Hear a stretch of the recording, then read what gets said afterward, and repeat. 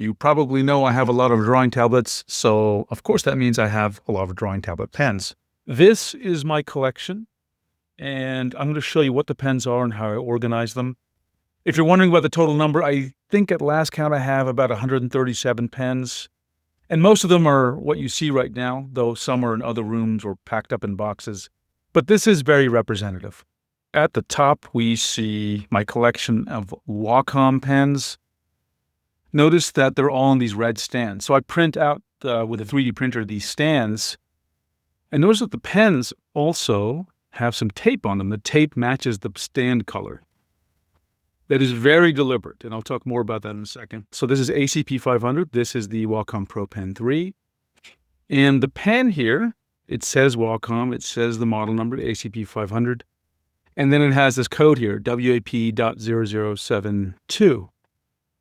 What that means, the WA means Wacom, P means pen, and the number is just a, I just number each pen that I have from that brand. So you can tell by this number, I have at least 72 Wacom pens total. So now why do you see tape on these pens? And that's to help me with a couple of problems. Number one, the red tape, if I see it, I know to put it in one of these red stands.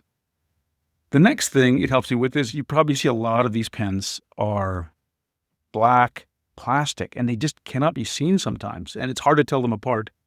So having that tape helps me see them easier and tell them apart easier. I have, for example, my favorite Wacom pen, which is the KP504E, the Wacom Pro Pen 2. I still think this is the best drawing tablet pen on the market, honestly. And you can see here some older Wacom professional pens. Let's take a look at these. So I have ZP501E. These came with the Intuos 3. And remember that for a while, Intuos was actually the name Wacom used for their professional pen tablets. And then we have the XP501E. These are for the Intuos 2 tablets. And the GP300E. These are for the Intuos 1 tablets. You can see they look like they have different colors. That's just aging of the plastic. Some of these really became yellow. Some of them look just brand new. And I've tried all these pens with the original tablets, and they do work. This is the Wacom Art Pen. So this is the latest Wacom pen that has barrel rotation. They discontinued it, I think, about a year ago. When I found out it was being discontinued, I bought one on eBay for $100-something, but I hear now it's really hard to find, almost impossible.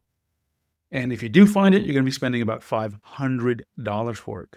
Moving down to Huion, and that's in the blue. It's a blue stand and blue tape. I have a whole bunch of PW600 series pens. And then in the purple, you see the XP Pen pens. And then I have a whole bunch of XP Pen X3 Pro. And in the orange, we have SenseLabs. For these gray stands, I have Apple Pencil and Microsoft Surface. Now, I'll just say again, I don't like using the Microsoft Surface pens because when you're using them with a Microsoft Surface device, they just have way too much diagonal wobble. Apple Pencil, some people love them, some people hate them. It's a very polarizing pen. I can work okay with them, but I definitely prefer a normal drawing tablet pen compared to the Apple Pencil. Now what's left here, you see some are Wacom. You can tell that just by the color, and the other two are gray stands. What you're seeing here in this section are UD EMR pens, or Wacom Field pens. What makes UD EMR pens special, especially, I think there are two generations. I believe this is the second generation. Basically, if a tablet works with one pen, they work with all the other pens that are UD-EMR, also called Wacom Feel. So often in my streams, even though I'm using, let's say, a Wacom 1 tablet, you'll often see me using one of these Samsung S pens, or in fact, maybe one of these Staedtler Norris pens or Asus pens. And thanks for your time, and I hope you enjoyed watching this video.